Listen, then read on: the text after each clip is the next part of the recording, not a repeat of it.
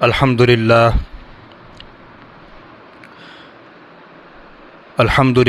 رب العالمین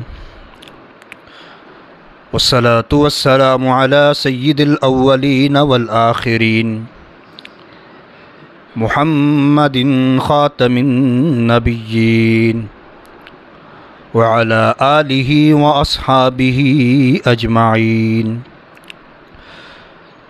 اما بعد فاعوذ باللہ من الشیطان الرجیم بسم اللہ الرحمن الرحیم ان الحکم الا للہ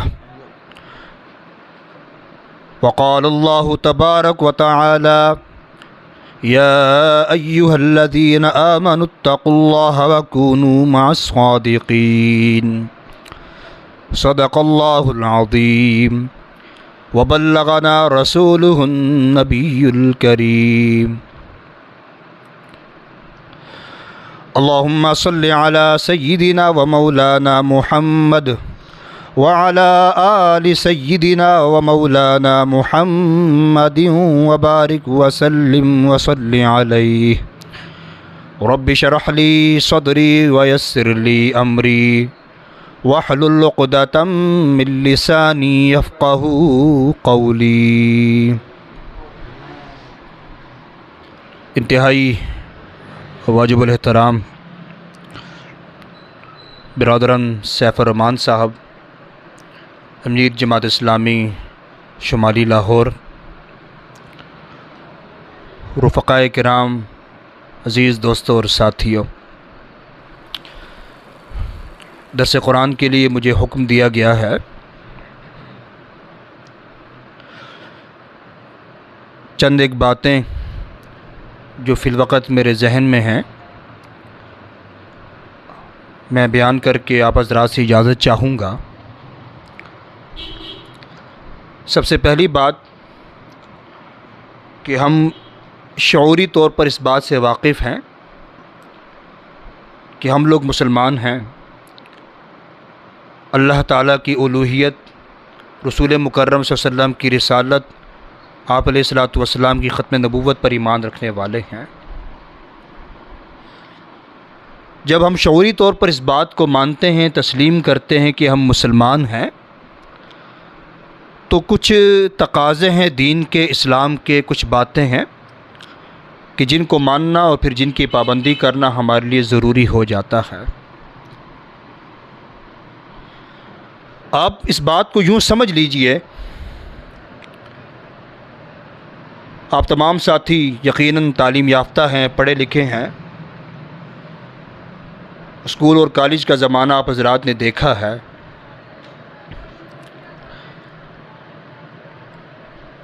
یہاں کے جو بڑے کالج ہیں، آپ مثال کے طور پر اسلامیہ کالج کو لے لیں۔ ایک شخص ہے جو اسلامیہ کالج کے پاس سے روزانہ گزرتا ہے اور دن میں کئی بار گزرتا ہے،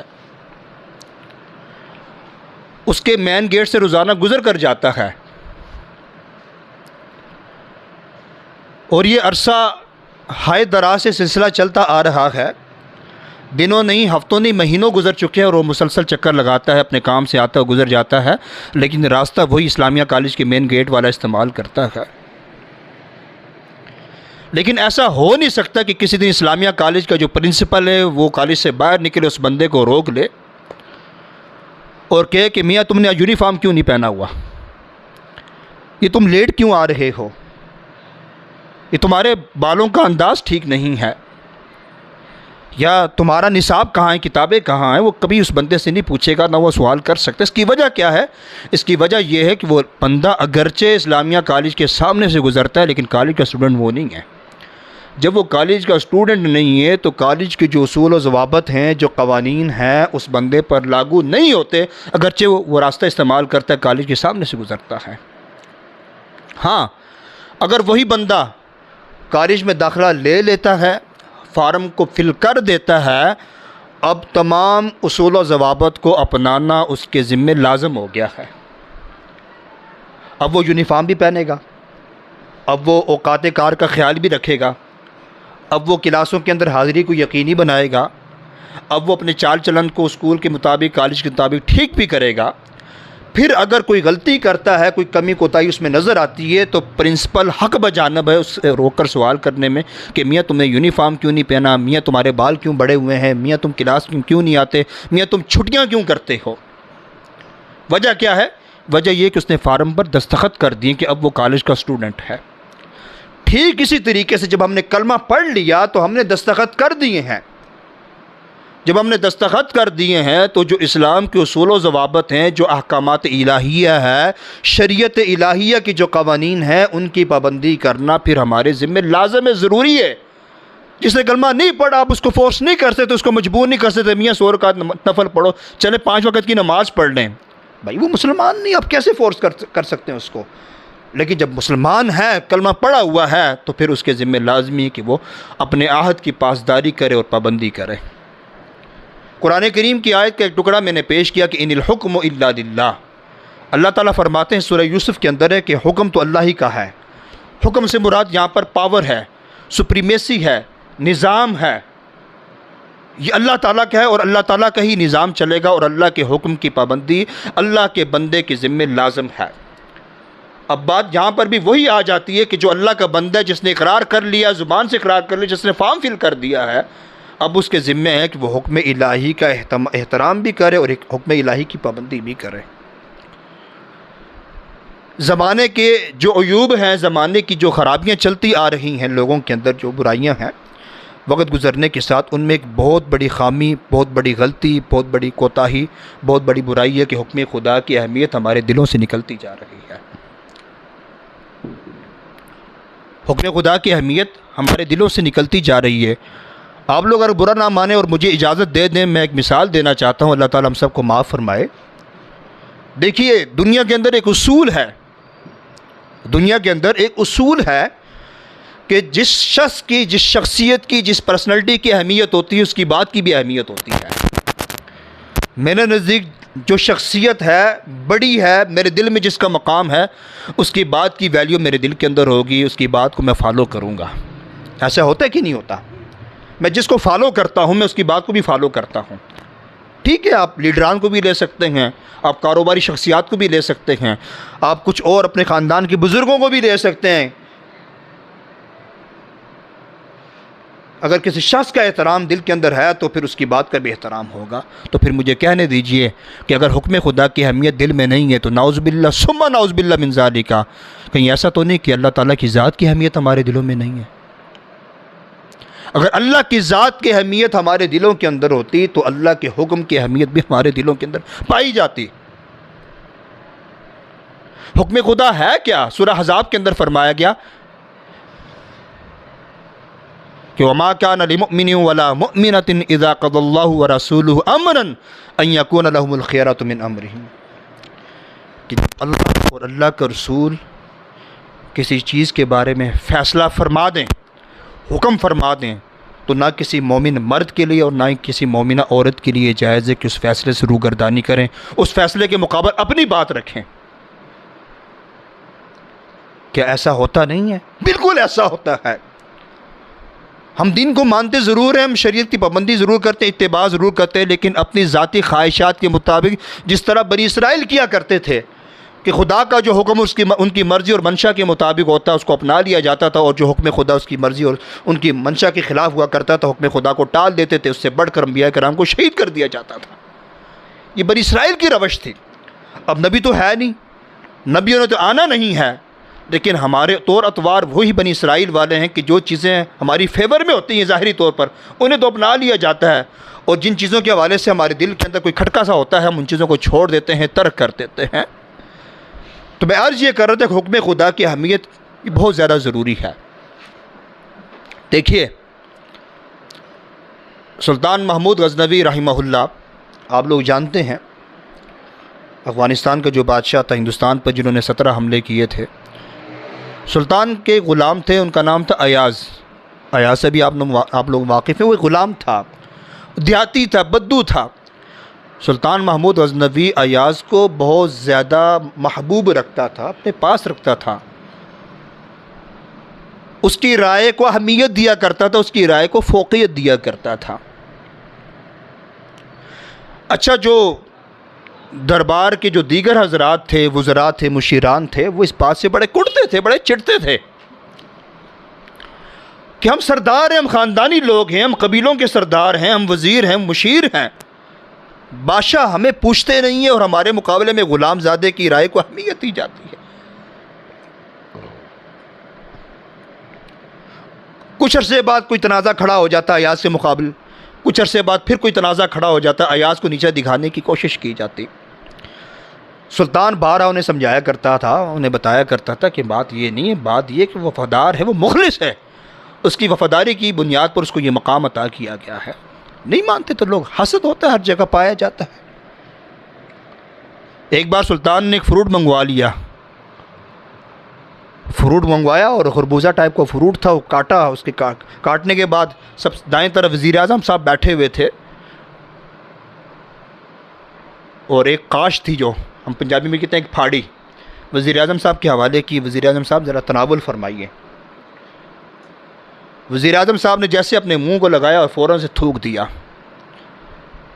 اور بڑی عجیب سی صورت بنا کر کہنے لگا کہ حضور یہ تو بہت کڑوا ہے، اس نے تو میرے منہ کو چلا دیا ہے، میری زبان جل گئی ہے، سر میں درد ہونے لگا، اتنا تیز، اتنا کڑوا پھل میں نہیں کھا سکتا اس کو۔ ساتھ والے کو دیا، اس کا بھی ریئیکشن ایسا تھا۔ دوسرے تیسرے وزیران ختم ہوئے، مشیران شروع ہو گئے، مشیروں کی بھی یہی رائے تھی۔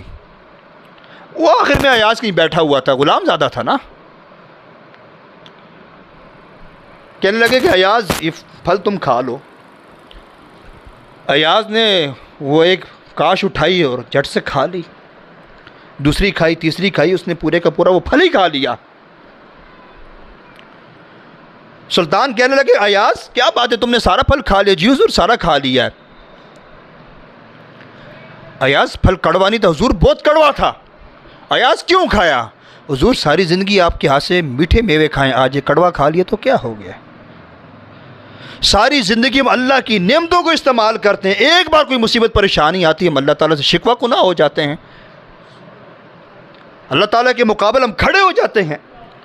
اللہ تعالیٰ انسان حیران ہو جاتا ہے جو نعمتیں اللہ، آپ لوگ مجھ سے زیادہ پڑھے لکھے جانتے ہیں کہ انسان کے اندر جو خلیاں ان کی تعداد کتنی ہے، رگوں کی کتنے کلومیٹر لمبائی ہے، دل کتنا خون پمپ کرتا ہے، یہ ساری چیزیں آپ مجھ سے بہت زیادہ بہتر جانتے ہیں، یہ ساری نعمتیں ہم استعمال کرتے ہیں۔ ایک بار کچھ سالوں بعد مصیبت آتی ہے، پریشانی آتی ہے اور ہم اللہ تعالیٰ کے ساتھ جو ہے محاذ لگا کر کھڑے ہو جاتے ہیں۔ نہیں، ایاز کا ہی دوسرا واقعہ میں آپ حضرات کو سناتا ہوں۔ ایاز کے پاس ایک پرانا سا صندوق تھا، وہ روزانہ رات کے وقت جاتا، اس صندوق کو چیک کرتا، کھولتا اور واپس بند کر دیا کرتا۔ آہستہ آہستہ دربار کے اندر یہ بات پھیلنی شروع ہوگی، چیمگوئیاں شروع ہو گئی ہیں کہ ایاز کے پاس کوئی بہت بڑا خزانہ ہے جس کو یہ روزانہ جا کر چیک کرتا ہے اور چیک کرنے کے بعد دوبارہ بند کر دیتا ہے۔ پھر سے کانا پوسی شروع ہوگی، سلطان کے کانوں میں بات ڈالنے کی کوشش کی کہ سلطان نے سنی انسنی کر دی، اصرار بڑا۔ سلطان نے کہا کہ ٹھیک ہے آؤ میرے ساتھ، اپنے وزیر اعظم کو، وزراء کو، مشیران کو ساتھ لیا اور ایاز کے کمرے کی طرف چل پڑے اور ایاز سے کہنے لگے ایاز صندوق کھولو ذرا۔ یہ ایاز نے صندوق کھولا ہے، کہنے لگے ایاز نکالو سارا سامان جو کچھ بھی ہے۔ جب سامان باہر نکالا گیا، ایک پرانا جوتا تھا، ایک پرانا کرتا تھا، ایک پرانا تہہ بند تھا۔ یہ تین چیزیں جو ہیں یہ ایاز کے بکس سے نکلی تھیں، ایک پرانا جوتا، ایک پرانا کرتا، ایک پرانا تہہ بند۔ ایاز یہ کیا ہے اور تم روزانہ رات کو یہ کرتے کیا ہو؟ ایاز کہنے لگا کہ حضور جب میں آپ کے پاس آیا تھا یہی لباس میں نے پہنا ہوا تھا اور یہی جوتا میں نے پہنا ہوا تھا، ہر روز رات کو آتا ہوں اور اس چیز کو دیکھتا ہوں، اپنے سامان کو دیکھتا ہوں اور اپنے آپ سے کہتا ہوں ایاز تمہاری حقیقت یہ ہے، تم یہ تھے۔ اگر آج تم کسی مقام پر ہو تو سلطان کی وجہ سے، اپنے بادشاہ کی وجہ سے اس کے احسان کو کبھی نہ بھولنا۔ ہم سارا دن اللہ تعالیٰ کی نعمتوں کو استعمال کرتے ہیں، کبھی ہم نے اللہ کے احسان کو یاد کرنے کی کوشش بھی کی ہے کہ میں کیا تھا، میری حقیقت کیا ہے؟ خلق من ماء دافق یخرج من بین الصلب والترائب، انسان تو گندے خون سے، اچھلنے والے خون سے پیدا کیا گیا ہے نا، جو انسان کی پیٹھ سے نکلتا ہے، انسان کی پشت سے جو قطرہ نکلتا ہے گندے پانی کا، انسان کو اس چیز سے پتہ ہے۔ یہ انسان کی حقیقت ہے۔ ماں کے پیٹ میں تھا، پیدا ہو گیا، کچھ بھی نہیں ہے، محتاج ہے بیچارہ۔ محتاجی کے عالم میں اس نے ابتدائی اپنا زمانہ گزارا ہے۔ دودھ کے لیے محتاج ہے، کپڑے پہننے کے لیے محتاج ہے، ہر چیز کے لیے وہ محتاج ہے، سونے جاگنے کے لیے محتاج ہے اپنی ماں کا۔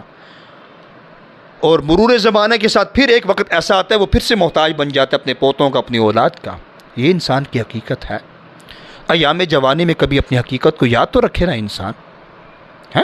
اگر انسان اللہ تعالیٰ کی نعمتوں کو شمار کرے گا، اللہ تعالیٰ کے احسانات کو یاد کرے گا، تو حکم خدا کی اہمیت بھی پھر انسان کے دل کے اندر پیدا ہوگی۔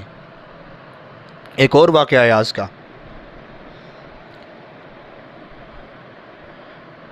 دربار میں پھر باتیں شروع ہو گئیں، ایاز ایسا ہے، ایاز ویسا ہے، اس کو خامخواہ اہمیت دی جاتی ہے، پروٹوکول دیا جاتا ہے، ہم سردار ہیں، خاندانی لوگ ہیں، یہ اور وہ۔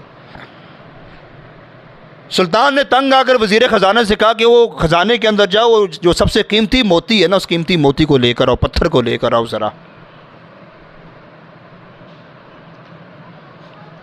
وزیر خزانہ چلے گئے اور قیمتی پتھر کو، قیمتی موتی کو لے کر آ گئے۔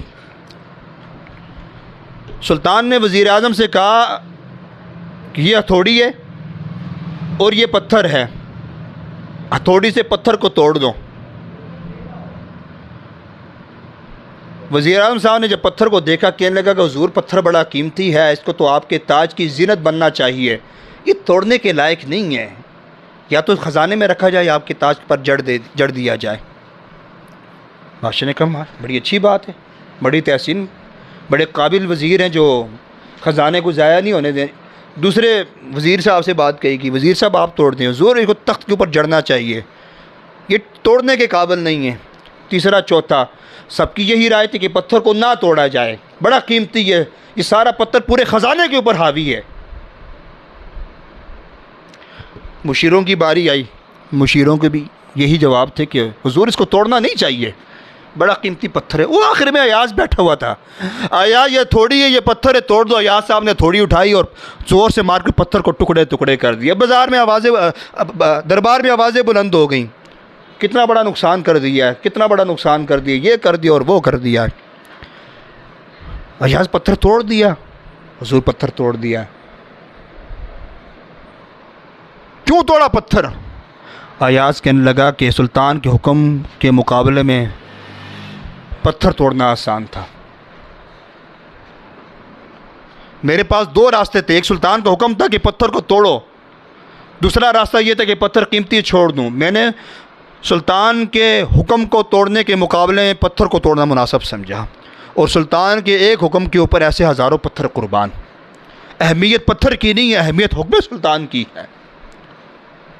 دوستو، بزرگوں اور ساتھیوں، بات وہی ہے کہ جب کسی شخصیت کی اہمیت ہوتی ہے انسان کے دل کے اندر، تو اس شخصیت کی بات کی بھی پھر اہمیت ہوتی ہے۔ ذرا اپنا جائزہ لیجیے، اپنی زندگیوں کا جائزہ لیجیے۔ ہم ایک معاشرے کے ساتھ متعلق ہیں، ہم کسی نہ کسی دائرے میں کچھ نہ کچھ ذمہ داریاں ہمارے اوپر بھی آتی ہیں۔ کوئی اپنے گھر کا سربراہ ہے، کوئی اپنے آفس کا سربراہ ہے، کوئی گھر کے ایک حصے کا سربراہ ہے۔ یہ ساری باتیں اپنی جگہ ہیں، لیکن کیا ہمارے دلوں کے اندر اللہ کے حکم کی اہمیت ہے؟ کیا شریعت کے جو قوانین ہیں ان کی پاسداری ہماری زندگیوں کے اندر پائی جاتی ہے؟ کیا شریعت کے برخلاف کوئی ایکٹیویٹی ہوتی ہے، کوئی سرگرمی ہوتی ہے تو میرا خون کھولتا ہے کہ نہیں کھولتا؟ اللہ سبحانہ تعالیٰ نے قرآن کریم کی صورت میں نظام حیات انسانوں کا عطا فرمایا ہے۔ اس کتاب کے ساتھ میرے تعلق کی نوعیت کیا ہے؟ آیا میں اس کتاب کو پڑھتا ہوں؟ آیا میں اس کتاب کو کھول کر اس کی تلاوت کرتا ہوں؟ آیا میں نے کبھی اس کتاب کو سمجھنے کی کوشش بھی کی ہے؟ آیا میں نے کبھی اس کتاب کے اوپر عمل کرنے کی کوشش بھی کی ہے؟ میرے گھر میں مسئلہ پیدا ہو گیا ہے، تنازع پیدا ہو گیا ہے، آیا میں نے اس تنازع کے حل کے لیے اللہ کی کتاب کی طرف رجوع کیا ہے، شریعت کی طرف رجوع کیا ہے؟ علاقے کے اندر مسئلہ ہو گیا، برادری کے اندر مسئلہ ہو گیا، کاروبار کے اندر مسئلہ ہو گیا، ملازمت کے اندر مسئلہ ہو گیا، سیاست کے اندر مسئلہ ہو گیا، امارت کے اندر مسئلہ ہو گیا، کہ اللہ کی کتاب کی طرف رجوع کر کے میں نے وہاں سے حل نکالنے کی کوشش کی ہے؟ اللہ کی مخلوق کے ساتھ میرا رویہ کیسا ہے؟ کہیں ایسا تو نہیں ہے کہ حکم خدا کو توڑتے توڑتے میں نے اللہ کی مخلوق کا جینا ہی دوبر کر دیا ہے؟ کہیں ایسا تو نہیں ہے کہ میری زبان سے لوگ محفوظ نہیں ہیں؟ کہیں ایسا تو نہیں کہ میرے ہاتھوں کی شر سے لوگ محفوظ نہیں ہیں؟ کیا مخلوق خدا کے میں کسی کام آتا ہوں؟ جناب امام زین العابدین علیہ السلام جو امام علی مقام کے بڑے صاحبزادے تھے، واقعی کربلا میں یہی بچ گئے تھے، بیمار تھے۔ جب ان کا انتقال ہوا، غسل دے رہا تو نشان تھا جسم کے اوپر، ایک بڑے خوبصورت تھے، بہت ہی خوبصورت تھے، لیکن وہ حیران ہو گئے اتنی زیادہ خوبصورت جسم پر نشان کیسا ہے؟ لیکن راز کسی کو پتہ نہ چلا۔ وہ 4-5 دن گزرے، ہفتے گزرا تو خواتین نے بیان کرنا شروع کر دیا، وہ کہاں گیا جو ہمارے گھروں کا سامان اٹھا کر لایا کرتا تھا؟ وہ کہاں گیا جو ہمارا پانی لایا کرتا تھا مشکوں میں؟ امام علی مقام لوگوں کے کام کیا کرتے تھے، امام زین العابدین بیواؤں کا راشن پہنچایا کرتے تھے، ان کی ضروریات کو پورا کیا کرتے تھے، کسی کو کانوں کان خبر نہیں ہوتی تھی۔ مرنے کے بعد بھید کھلا کہ ان کے انتقال کے بعد یہاں تو یہ معاملہ ہوا۔ میں کتنے لوگوں کے کام آتا ہوں؟ چلیں کام کو چھوڑ دیں، ذرا میں اپنا یہ جائزہ لوں، کہیں ایسا تو نہیں ہے کہ میری شرارتوں سے میرا پڑوسی غیر محفوظ ہے؟ پڑوسی کون؟ ایک تو وہ ہے جس کا گھر میرے گھر کے ساتھ ہے، لیکن جو دفتر میں میرے ساتھ بیٹھا ہے وہ بھی میرا پڑوسی ہے، جس کی دکان میری دکان کے ساتھ ہے وہ بھی میرا پڑوسی ہے، جو میرا پارٹنر ہے وہ بھی میرا پڑوسی ہے۔ وہ میری زبان سے محفوظ ہے، میرے ہاتھ سے محفوظ ہے۔ اگر میرے ساتھ کوئی معاملہ پیش آتا ہے تو میں اس کو ریئیکٹ کس طرح کرتا ہوں؟ میرا دین اس حوالے سے کیا کہتا ہے؟ ایک مرتبہ امام علی مقام حضرت حسین رضی اللہ تعالیٰ عنہ وہ گھر میں بیٹھے تھے، ایک مہمان تشریف لے کر آئے، اپنی باندی سے کہنے لگے کہ گھر میں کچھ ہے تو لے آؤ، تو وہ برتن کے اندر گرم گرم شوربہ لے کر آ گئی پینے کے لیے مہمان کے لیے۔ جیسے ہی وہ مہمان خانے میں داخل ہوئی، اس کا پاؤں کسی چیز سے ٹکرایا اور وہ شوربہ جو ہے نا امام علی مقام کی جسم اتھر پر گر پڑا۔ اب اندازہ کیجئے کہ گرم گرم سالن ہو جب جسم پر گرتا ہے تو انسان کی کیا حالت ہوتی ہے۔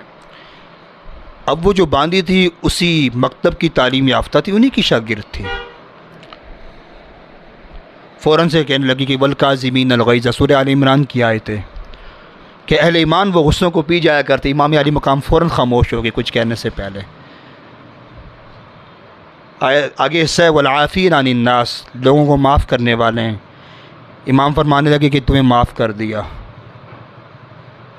پھر آخری حصہ آیت کا واللہ یحب المحسنین، اللہ تعالیٰ احسان کرنے والوں کو پسند کرتا ہے۔ امام فرمانے لگے جاؤ تمہیں آزاد کر دیا،